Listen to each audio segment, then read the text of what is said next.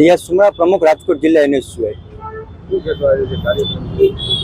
દાહોદની અંદર જે 6 વર્ષની માસૂમ દીકરી ઉપર દુષ્કર્મ કર્યું અને તેની ગળું દબાવીને હત્યા કરવામાં આવી, એના અનુરૂપ આજે રાજકોટ NSUI દ્વારા આંદોલનનો કાર્યક્રમ ગોઠવવામાં આવ્યું છે, જેમાં શિક્ષણ જગતને શર્મસાર કરે, હૃદય કપાવી નાખે એવી ઘટના બની છે।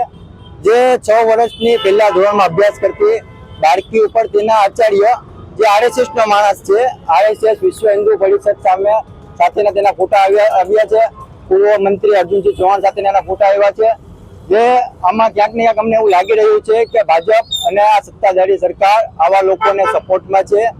પહેલા પણ આપણે જોયું કે પાટણ જિલ્લામાં જે મહિલા ઉપર દુષ્કર્મ થયો એમાં ભાજપના પદાધિકારીઓ સામે આવ્યા છે। રાજકોટની અંદર પણ મહિલા ઉપર બળાત્કાર થયો એમાં એ ભાજપના પદાધિકારીઓનો સમાવેશ થાય છે। એટલે અમને ક્યાંક ને ક્યાંક એવું લાગી રહ્યું છે કે ભાજપનું કેસ પહેરો, મહિલા ઉપર દુષ્કર્મ કરો, રેપ કરો, ગુંડાગર્દી કરો એવી પરવાનગી મળે છે ભાજપનું કેસ પહેરીને। એટલે અમારો આજે વિરોધ એ છે કે આવા નરાધમ પાપી હેવાનોને કડકમાં કડક સજા થવી જોઈએ અને આ કેસ ફાસ્ટ ટ્રેકની અંદર ચલાવવામાં આવે, જેનાથી કડકમાં કડક સજા થાય। અને અમારા એક જ માંગ છે કે આવા નરાધમને ફાંસીની સજા થવી જોઈએ।